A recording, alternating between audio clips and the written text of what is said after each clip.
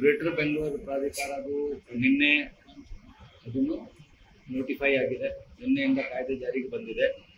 ಆ ಕಾಯ್ದೆ ಅನ್ವಯ 123 ನಾವು ನೋಟಿಫಿಕೇಶನ್ ಪ್ರಕಾರ ಒಂದು ನೋಟಿಫಿಕೇಶನ್ ಜಾರಿ ಮಾಡುತ್ತದೆ. ಈ ಗ್ರೇಟರ್ ಬೆಂಗಳೂರು ಏರಿಯಾ ಏನು ಇರಬೇಕು, ಯಾವ BBMP ಜೊತೆಗೆ ಯಾವ ಏರಿಯಾ ಸೇರಬೇಕು ಆ ನೋಟಿಫಿಕೇಶನ್ ಇರುತ್ತೆ.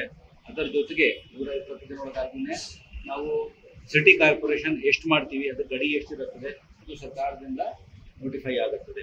120 ಗಡಿ ಒಳಗಾಗಿನೇ ಎಲ್ಲ ಕೆಲಸ ಮುಕ್ತಾಯ ಆಗುತ್ತೆ.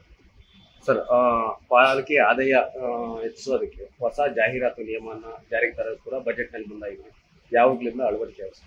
ಸೊ ನಾವು ಹೊಸ ಜಾಹೀರಾತು ನಿಯಮಗಳು ಡ್ರಾಫ್ಟ್ ಮಾಡಿ ಪಬ್ಲಿಷ್ ಮಾಡಿದ್ದೆ, ಪ್ರಕಟಣೆ ಆಗಿತ್ತು. ಅದರ ಮೇಲೆ ತಕರಾರು ಇತ್ಯಾದಿ ಬಂದಿತ್ತು.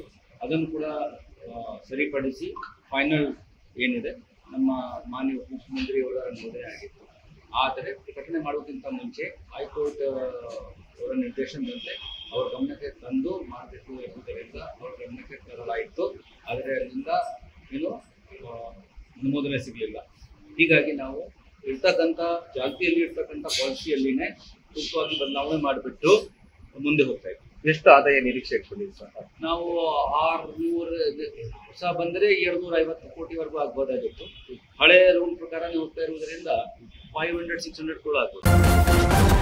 ನ್ಯೂಸ್ ಫಸ್ಟ್ ನಿರ್ಭೀತಿಯಿಂದ ನಿಮ್ಮ ಪರವಾಗಿ.